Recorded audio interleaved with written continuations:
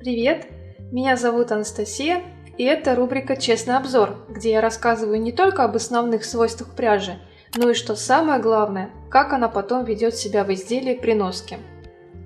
Сегодня у меня в руках пряжа фирмы Siam, называется Cantucci. Изготовлена пряжа в Италии. Это довольно-таки известный бренд, у него есть как бюджетные варианты, так и высокого сегмента. А на мой взгляд, Cantucci – это что-то посередине.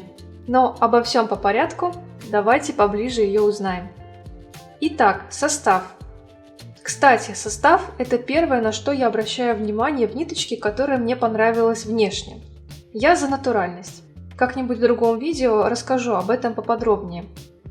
Состав пряжи Cantucci – это 60% мериносовая шерсть, 30% акрил и 10% вискоза.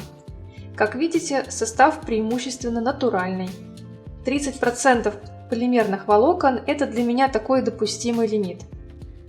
Моточки по 50 грамм, в 50 граммах 175 метров. Рекомендуемый размер спиц от 3,5 до 4,5 мм. Я вязала изделие на четверке. У меня цвет 01, это приятный молочный оттенок. На джемпер размера М у меня ушло чуть больше 8 моточков. В конце видео обязательно покажу вам красивый джемпер, который связала из этой пряжи. Цветовая палитра у этой пряжи красивая, есть и нежные цвета, и темные. Все цвета не насыщенные, а разбеленные, обратите на это внимание. Ну что же, давайте поближе посмотрим на ниточку. У нее очень необычная текстура. Это не шнурок, а похоже на цепочку, скрученные между собой две ниточки, каждая из которых представляет собой ниточку, скрученную из двух нитей. Вот такая необычная структура. Скручены они не туго, но в то же время при вязании ниточки не расслаиваются, и эту пряжу удобно вязать. На пряже виден такой легкий, ненавязчивый пушок. Давайте посмотрим образец. Вот так пряжа смотрится в изделии.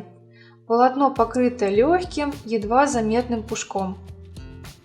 Цена на эту пряжу от 230 до 300 рублей за моточек. Я покупала на совместных закупках, и себестоимость свитера мне обошлась чуть больше 2000 рублей. И плавно перехожу к плюсам этой пряжи. Цена довольно-таки приемлемая, и эта пряжа может послужить хорошим стартом, если вы никогда не вязали с пряжи итальянских производителей.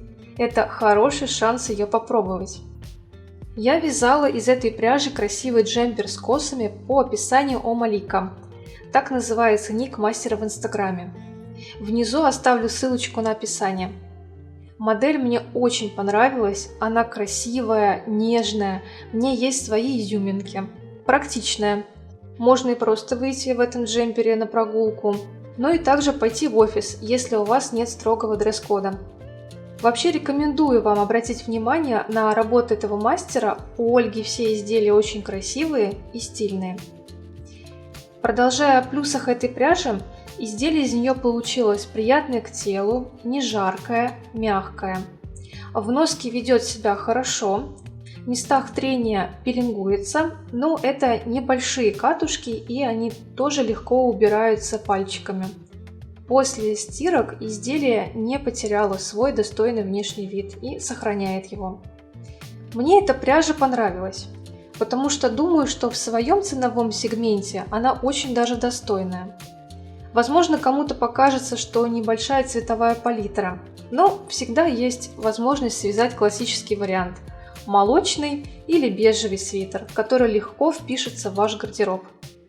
Ну что же, надеюсь, эта информация будет для вас полезной. Далее обязательно посмотрите джемпер, который у меня получился. А я на этом прощаюсь с вами. Хорошего всем настроения. Пока!